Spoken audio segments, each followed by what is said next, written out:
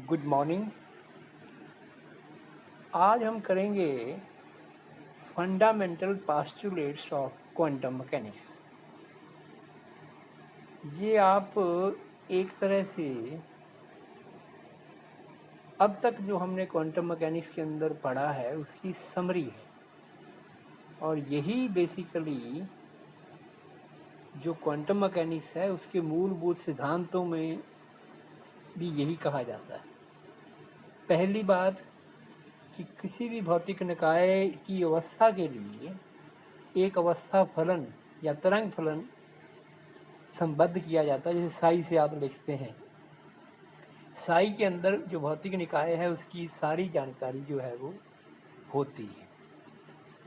प्रायिकता जो होती है वो आप जानते हैं कि साई स्टार साई, उससे जो है वो प्रायिकता दी जाती है, या आप साई आर टी के मॉडुलस का है। और ये भी आप जानते हैं कि टोटल जो प्रोबेबिलिटी है किसी भी पार्टिकल की दुनिया में कहीं भी पाई जाने की वो 1 होती है। तो यदि आप इसको इंटीग्रल करेंगे पूरे स्पेस पर तो वो 1 भी आएगा।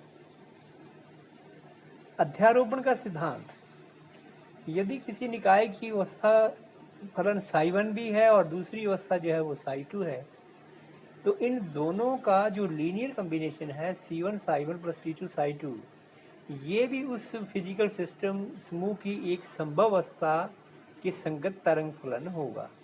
तो जो उसकी लीनियर कॉम्बिनेशन है ये भी एक अवस्था को रिप्रेजेंट करेगा। अब है तीसरी बात जो हमने पहले भी कही थी कि हर एक गति चर के लिए, गति चर कौन से हैं क्वांटम मैकेनिक्स में? स्थिति, संवेग, ऊर्जा, वेग आदि। इसमें क्वांटम यांत्रिकी में एक आपके पास संकारक है, ऑपरेटर। और ये जो ऑपरेटर्स होते हैं ये हर्मिशन होते हैं। हर्मिशन एक मैथमेटिकल प्रॉपर्टी थी जिसका हमने जिक्र किया था पहले। हर्मिशन जो ऑपरेटर होते हैं उसके आइगन मान वास्तविक होते हैं तथा कांस्टेंट होते हैं। फिर देखिए और एक इम्पॉर्टेंट कि किसी अवस्था से वर्णित भौतिक निकाय के लिए गतिकीय चर का प्रत्याशा मान निम्न संबंध द्वारा दिया जाता है। देखिए क्वांटम मैकेनिक्स में किसी भी जो गतिकीय चर है उसकी एग्जैक्ट वैल्यू का कोई मतलब नहीं, क्योंकि एग्जैक्ट यदि आप कहते हैं तो एग्जैक्ट का मतलब या निश्चित मान की बात यदि आप करते हो, चाहे ऊर्जा चाहे संवेग या आप स्थिति की बात करो, तो निश्चित की यदि बात करते हो तो इसका मतलब आप अनिश्चितता के सिद्धांत के खिलाफ हो। और अनिश्चितता का जो सिद्धांत है वो बिल्कुल सही सिद्धांत है, जो वो ये कहता है कि कण की स्थिति, संवेग, इनकी जो मापन है वो आप एग्जैक्टली 100% साइमल्टेनियसली नहीं कर सकते। ऐसा ही ऊर्जा और समय के लिए भी बताया था। तो प्रत्याशा मान जो है वो कुछ इस तरह से दिखा जाता है कि expectation value of A is equal to psi star A cap psi D V upon psi star psi D we.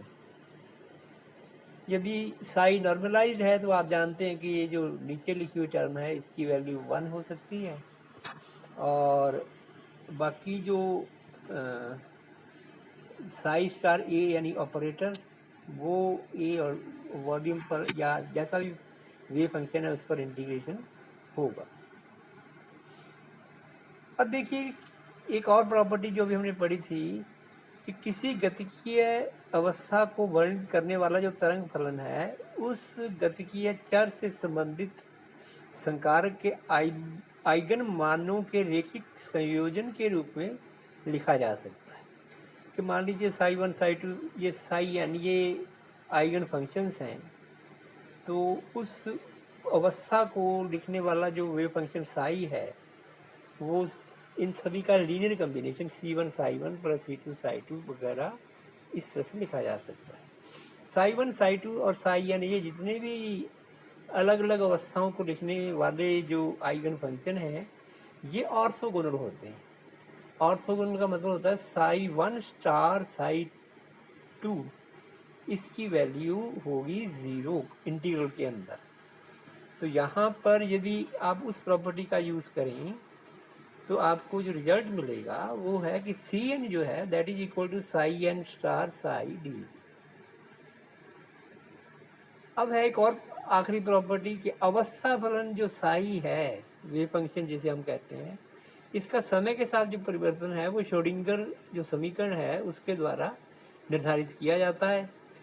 ये जो श्रोडिंगर इक्वेशन है आप जानते हैं, iota H cross del psi by del T H cap Sai.